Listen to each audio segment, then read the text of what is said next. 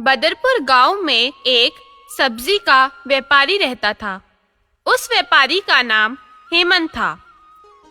हेमंत अपने गांव के अलावा आसपास के 8-10 गांवों में घूम घूम कर सब्जी बेचा करता था।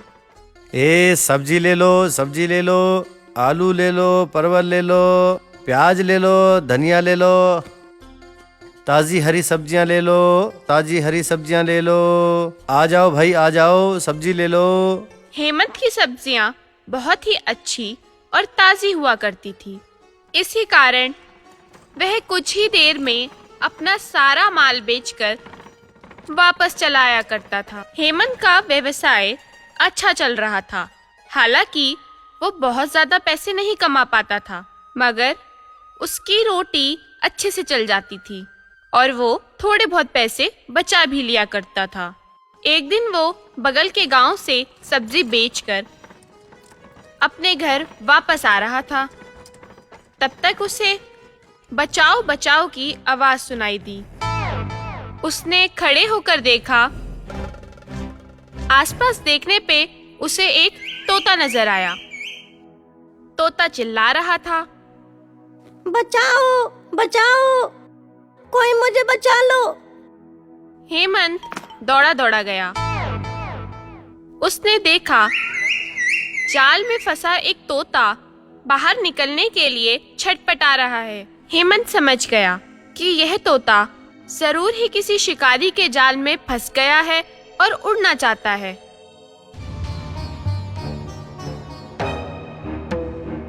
हेमंत ने जाल को काटकर तोते को बाहर निकाल लिया। वो तोता बोला, हेमंत, आज मैं तुम पे बहुत खुश हूँ। तुम्हारी वजह से मेरी जान बच गई है। मगर मैं तुमसे वादा करता हूँ, कल मैं तुम्हारी जिंदगी बदल दूंगा और कल मैं तुम्हें ऐसी चीज दूंगा जिससे तुम जीवन भर के लिए सुखी हो जाओगे।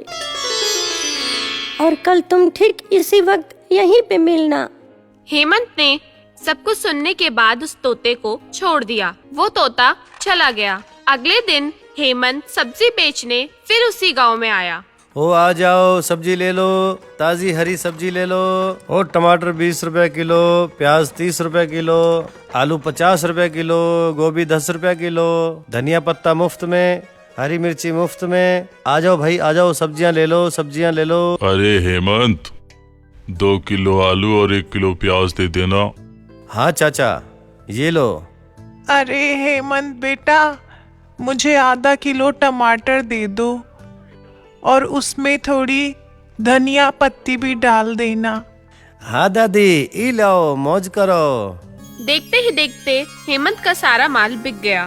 फिर हेमंत तोते की बात को मानकर उसी समय उसी जगह पर पहुंच गया जहां पे कल उसने तोते को जाल से छुड़ाया था।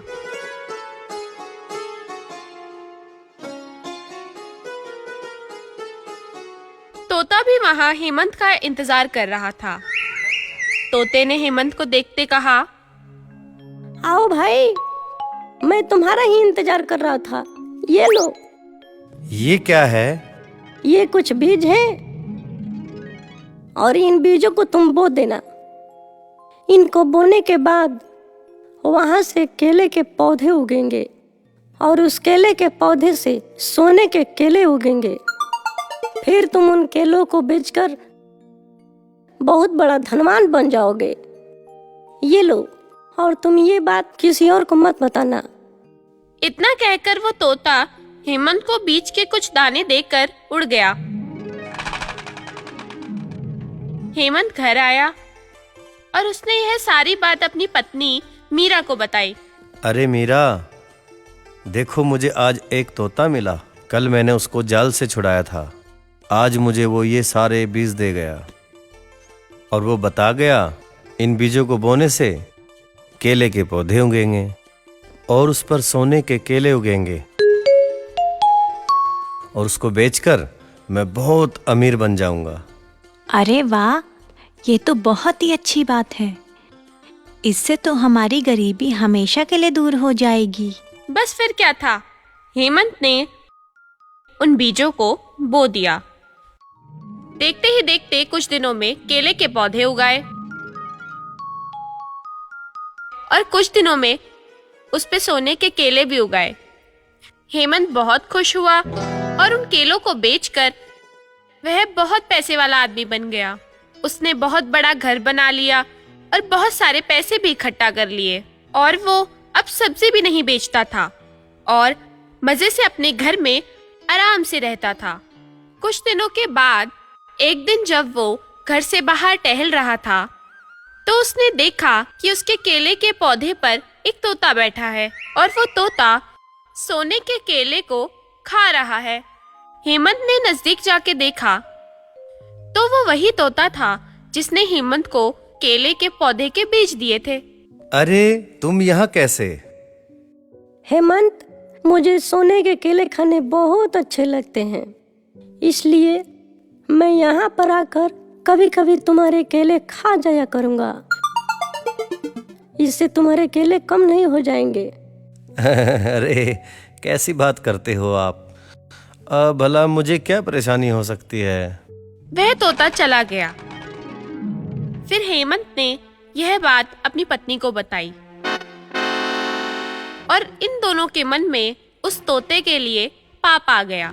इन दोनों ने सोचा क्यों ना इस तोते को पकड़ लिया जाए और इसे एक जादुई तोता बताकर राजा को बेच देंगे।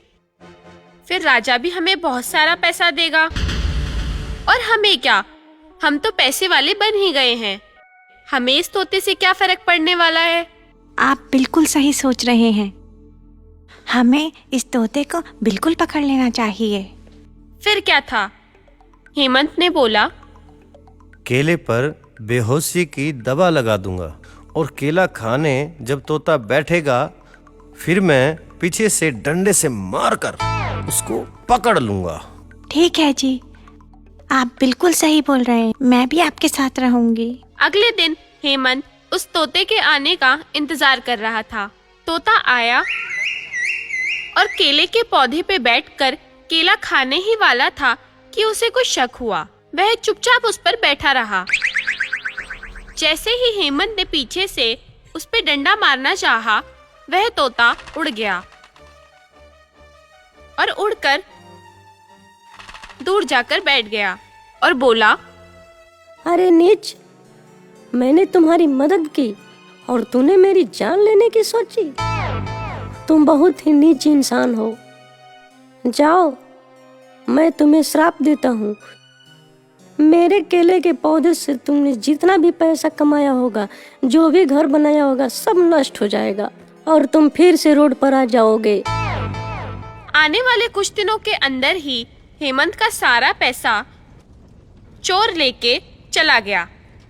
उसके घर में आग लग गई और उसका घर जलकर खाक हो गया। हेमंत और उसकी पत्नी अपने बुरे कर्मों के कारण सड़क पर आ गए।